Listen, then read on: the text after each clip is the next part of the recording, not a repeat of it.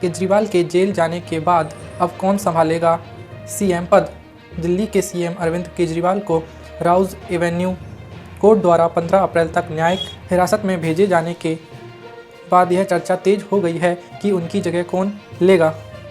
चर्चा है कि आप के राष्ट्रीय संयोजक की पत्नी सुनीता केजरीवाल द्वारा आने वाले दिनों में एक महत्वपूर्ण भूमिका निभाने की संभावना है। वहीं आप के नेताओं ने दावा किया है कि केजरीवाल सरकार का नेतृत्व करना जारी रखेंगे। हर मामला सीबीआई को देना अनुचित। सीबीआई के स्थापना दिवस के मौके पर सीजेआई डीवाई चंद्रचूड़ ने जांच एजेंसी को सलाह दी। उन्होंने कहा सीबीआई का विस्तार काफ़ी कम होने की वजह से एजेंसी को सिर्फ ऐसे मामलों पर फोकस करने की ज़रूरत है जो राष्ट्र सुरक्षा से जुड़ा हो। हर मामला सीबीआई को हैंडओवर कर देना अनुचित है। हमें अपराध रोकने के लिए टेक्नोलॉजी का फ़ायदा उठाने की ज़रूरत है। सीबीआई को मामले के धीमे निपटान से निपटने के लिए एक स्ट्रेटजी बनानी होगी। क्या बंद हो जाएंगी पेट्रोल डीजल गाड़ियाँ? भारत में पेट्रोल डीजल पर निर्भरता कम करने के लिए सरकार इलेक्ट्रिक और हाइब्रिड गाड़ियों के इस्तेमाल पर जोर दे रही है। इसको लेकर केंद्रीय मंत्री नितिन गडकरी ने कहा, पेट्रोल डीजल से चलने वाली गाड़ियों से 100% छुटकारा पाना मुश्किल है, लेकिन असंभव नहीं है। भारत फ्यूल इंपोर्ट पर 16 लाख करोड़ रुपए खर्च करता है। इस पैसे का इस्तेमाल किसानों, युवाओं और रोजगार बढ़ाने के लिए किया जा सकता है। बड़ा झटका, दवा खरीदना हो गया महंगा। देश में आज से 800 से ज़्यादा दवाएं महंगी हो गई हैं।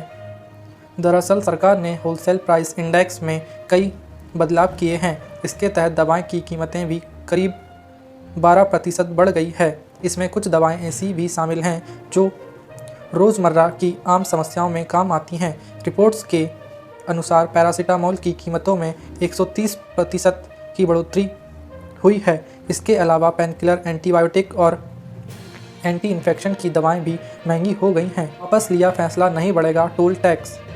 NHAI ने राष्ट्रीय राजमार्गों और एक्सप्रेसवे पर टोल टैक्स में 1 अप्रैल यानी आज से बढ़ोतरी करने का फैसला वापस ले लिया है।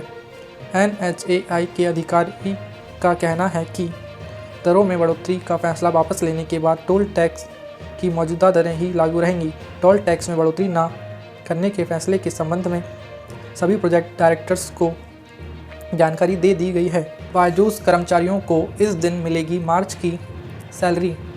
बायजूस के कर्मचारियों को मार्च की सैलरी 8 अप्रैल तक मिलेगी। कंपनी ने लेटर लिखकर कर्मचारियों को यह जानकारी दी है। बायजूस में अभी 15,000 से ज़्यादा कर्मचारी काम करते हैं। सभी को उम्मीद थी कि उन्हें सोमवार को सैलरी मिल जाएगी, लेकिन ऐसा नहीं हुआ।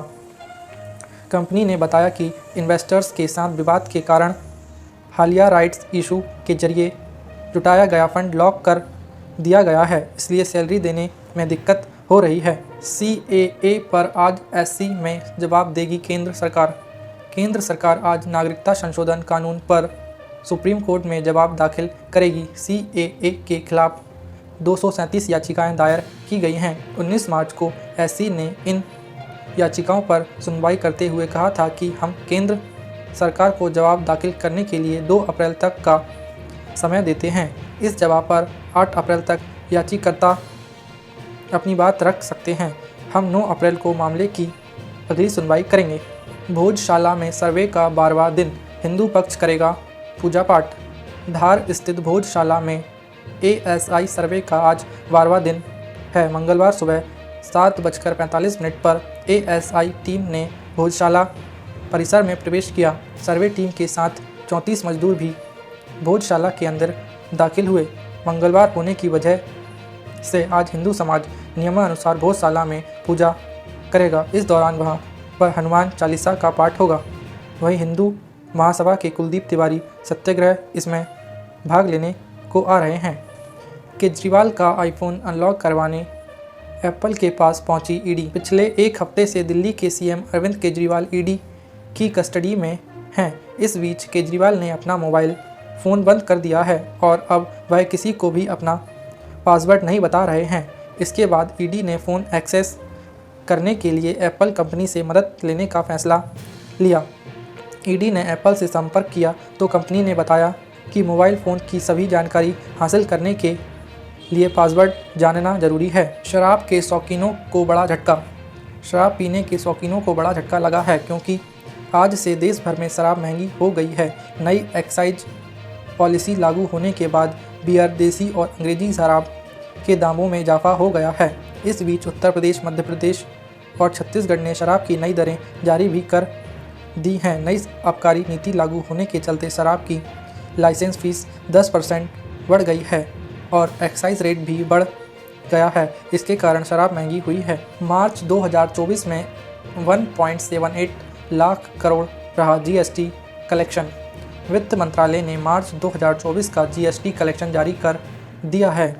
इसके अनुसार इस महीने कुल कलेक्शन 1.78 लाख करोड़ रुपए का हुआ है, जो जीएसटी के लागू होने के बाद कलेक्शन का दूसरा उच्च लेवल है। मंत्रालय ने बताया कि घरेलू ट्रांजैक्शन पर लगने वाले जीएसटी की वसूली में 17.6% के उछाल देखने को मिला है, जिसके चलते मार्च महीने में जीएसटी कलेक्शन बढ़ा है। आज राजस्थान में हुंकार भरेंगे पीएम मोदी।